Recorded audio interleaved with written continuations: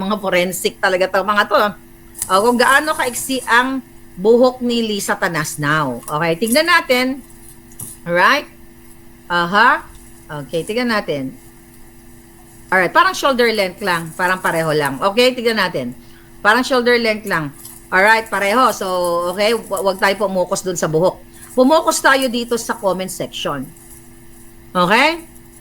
Ang sabi dito ng mga comment ng mga tao, Daily Tribune, March 2, March 2, 2025 pa ito? No, hindi. Magkaiba ng suot, but we'll see. Alam mo naman, hindi mo pa pagkakaniwalaan itong PCO na to. Sabi ng isa, dapat mga detailed. Ang gagaling ng mga nagko-comment. Mike Santos, sabi ni Mike, dapat may mga detailed 5Ws and 1H at ang incomplete naman ng mga post ninyo. Hindi ka panipaniwala, ha ha ha. Why shared post na lang, di ba? Always upload your own photo. Way back, you always upload your own photos. So lahat ng ito, nagdududa yung mga netizens. Okay? Ngayon, ito ang hamon ko. Kung ito ay nasa Pilipinas si Lisa Tanas, mag-live siya ng video. Kung gusto niya i-debunk itong mga alleged reports na ito, okay? Mag-live siya na nandiyan siya sa Pilipinas. Kasi mga kababayan, eto na tayo. Ngayon lang, kaya actually hindi dapat tayo magla-live kasi nakakuha tayo ng impormasyon. Okay? Napag-alaman natin, according to our source, na ito hindi na to bago sa akin. Ang nag-orchestrate ng pag-kidnap kay Pangulong Duterte, ayon sa informante, ay si Lisa Tanas talaga. Alright? At ang reason ay what? Ang reason, dahil talagang gusto nilang burahin yung mga Duterte. Ngayon, by the way, bago pala ako pumunta dito sa seryosong pag-uusap natin,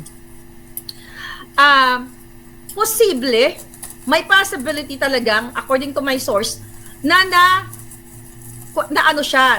question siya ng mga authorities. Possible, pero yung pangalawang informante natin, eto na nga. Ang sabi niya, Miss Maharlika, galing mismo to sa kamag-anak mo. Diyan, kamag-anak nila ng mga Marcos Romualdez na ang nag-orchestrate ng lahat ng ito para ipakidnap ang Pangulong Duterte ay si Lisa Tanas at si Bangag ay sunod-sunuran lang.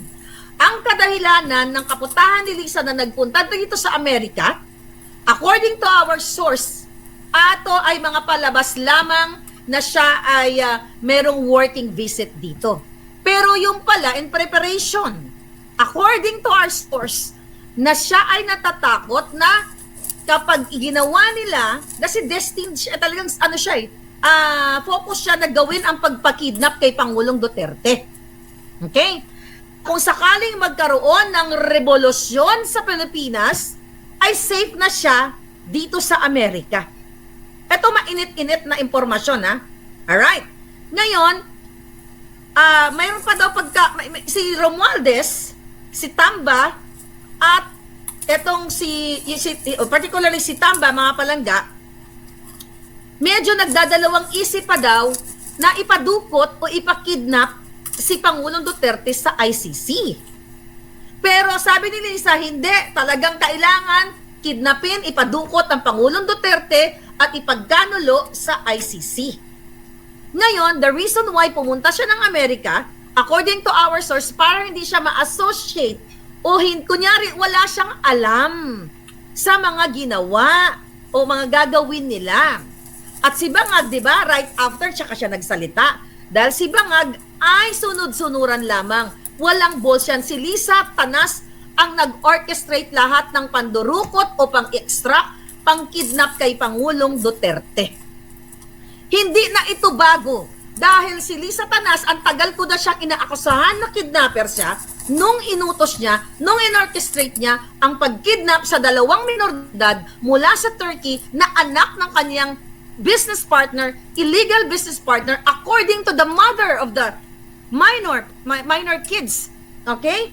Na kapartner ni Lisa Tanas, si Francis Lloyd T. Chua na tatay ng mga bata. 'Di ba? Medyo balikan nyo na lang ito kasi mahaba itong mga vlog ko dati eh. Kung yung mga kapapasok lang, hindi nyo masyado ma-absorb to. Pero, balikan nyo na lang yung iba. Ngayon, 2023 pa lang, inaakusahan ko na si Lisa Tanas na siya ay kidnapper.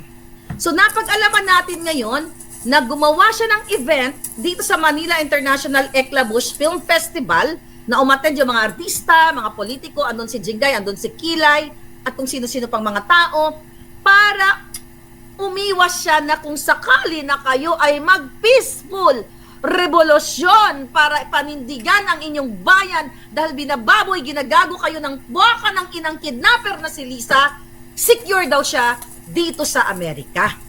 Yan ngayon ang panawagan ko sa lahat ng mga nasa Amerika o kahit saan sa buong mundo, lalo na napag-alaman natin na siya ay naka-check-in dyan sa Waldorf Hotel, pumupunta sa Beverly Hills Hilton, maraming mga Pilipino dyan. Kasi lahat ng hotel na yan, nakainan ko na at na-check-inan ko na. Pero ang favor na hingiin ko sa inyo mga palangga, ready your camera. Okay? Picturean, videohan, at pasimplihan ninyo at isend nyo dito, ayan, at isend nyo dyan, yan ang crawler na yan, sa ating email, Maharlika Network at Proton Mail. So ngayon, gusto ko liwanagin na inorkestra ni Lisa Tanas na ipadukot ang Pangulo. Ako po, hindi na nasya-shock, ulitin ko muli. Tapos mga kababayan, ay talaga namang umiwas siya at gumawa siya ng mga eksena dito, na mga party-party, kasi hindi naman working visit. Pinakita ko na sa inyo yung video na nagpa-party sila. Hindi ganyan ang working visit. At dapat na yung gurangtot na siya, wala namang problema kung may mga kaibigan ako na may edad na rin o senior at 65, 70, ay napakaganda pa. 'Di ba? Katulad na lang ni Tita Fanny, shout out sa iyo, lagi nanonood sa akin. Tita Fanny, ayan, 87 years old, pero very organic at maayos, walang formalin yung mukha. Ganun pa man, mga kababayan, okay? Alright, tingnan natin itong mensahe sa atin.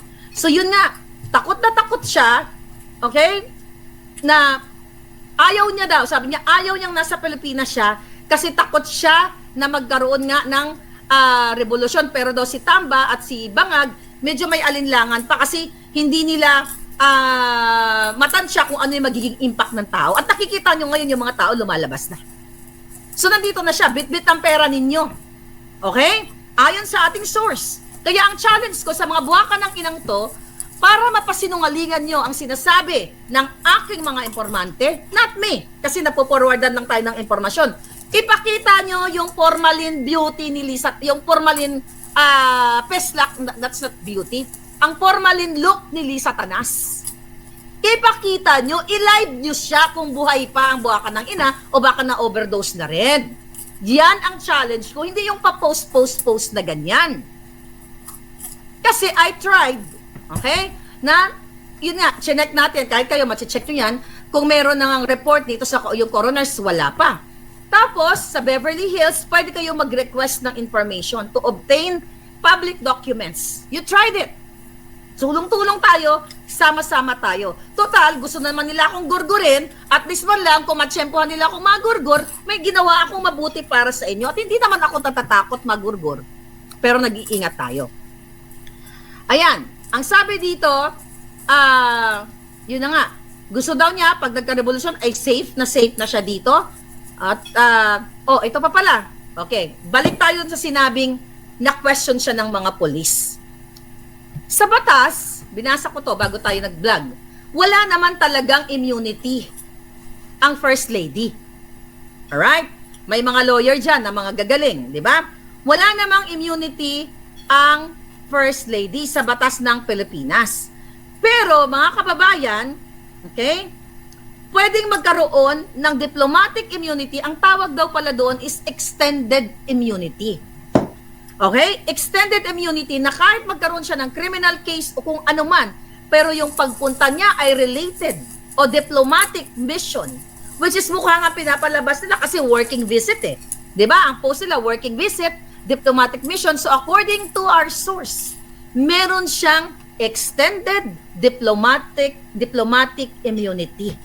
So, pwedeng natanong siya, na-question siya, pero hindi siya pwedeng ikulong o kasuhan because of that extended diplomatic immunity.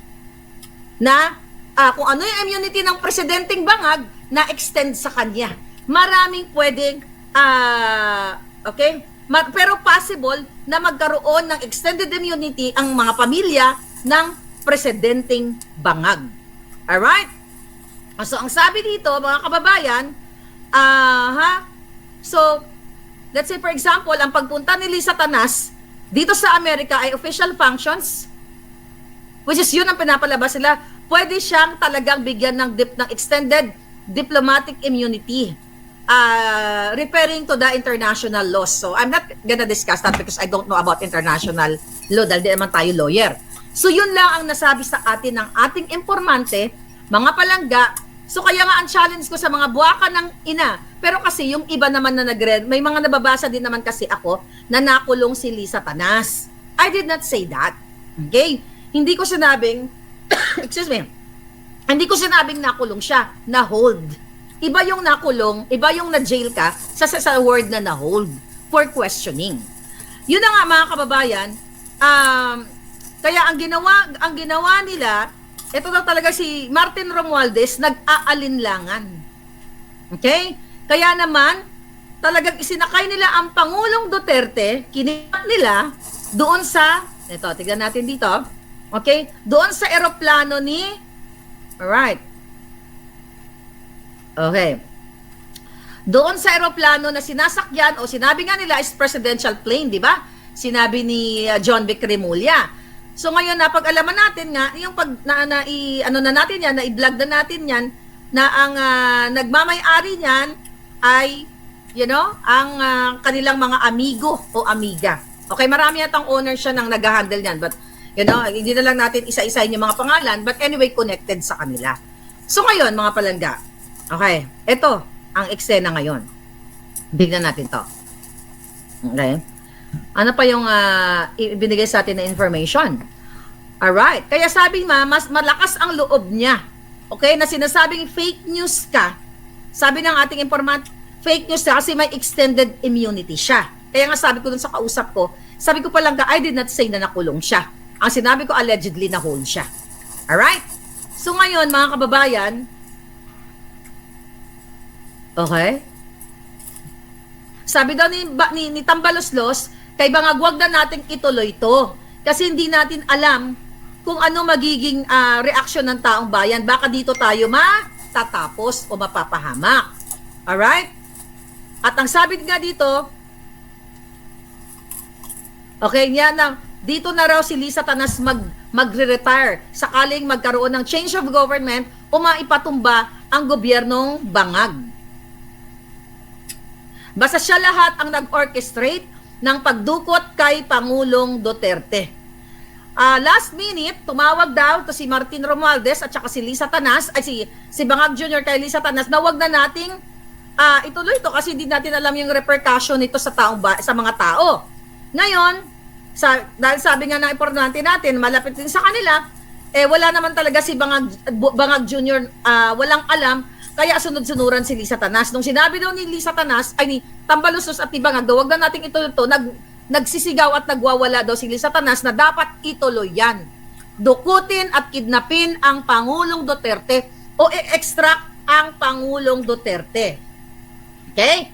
Yan ang marching order. Yan ang extraction ni Lisa Tanas. At another thing na binigay sa atin ng informante, yung zero budget, maisingit ko lang kasi kasama sa information. Ang nagpa-zero budget talaga sa PhilHealth ay si Marcos Jr. at si Lisa Tanas. Tandem silang dalawa. Kaya nga mga kababayan, hindi nyo ba nakikita? Whether galit kayo sa pagmumukha ko, dahil yung bunganga ko umaabot hanggang Mars, pero isipin nyo ang inyong future.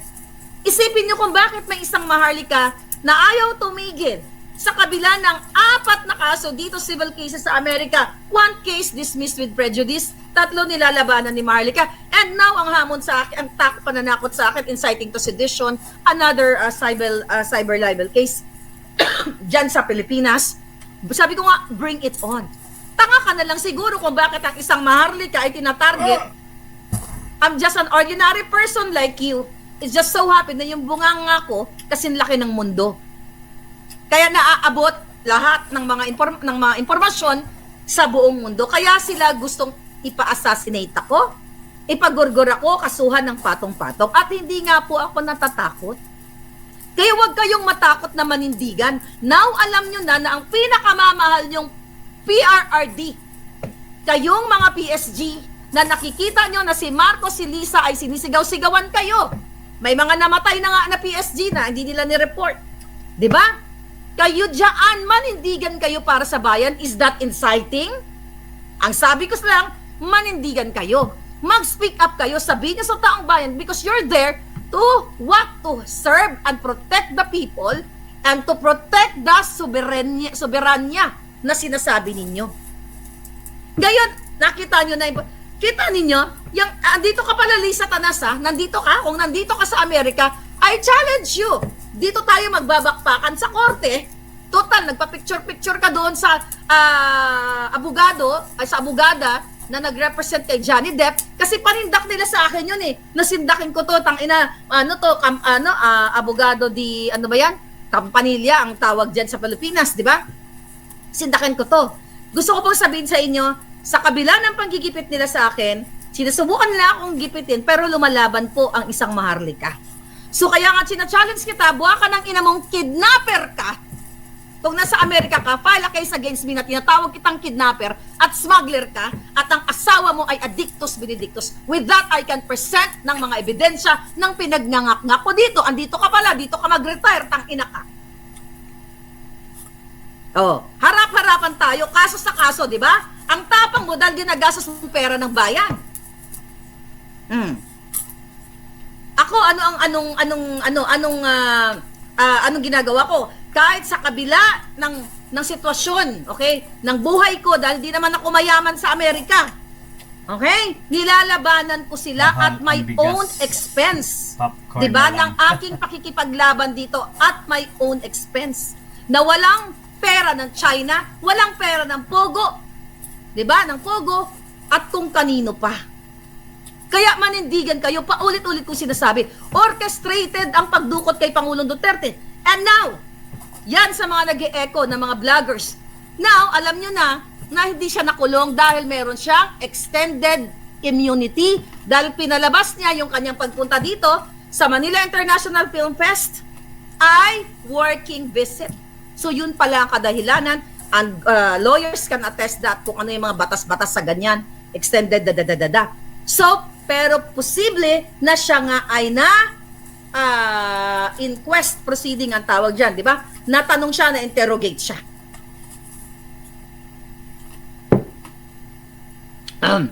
Renato Obra, yes. Ano sabi dito? Yung ibang mga topic, tsaka na lang natin pag-uusapan yan. Ang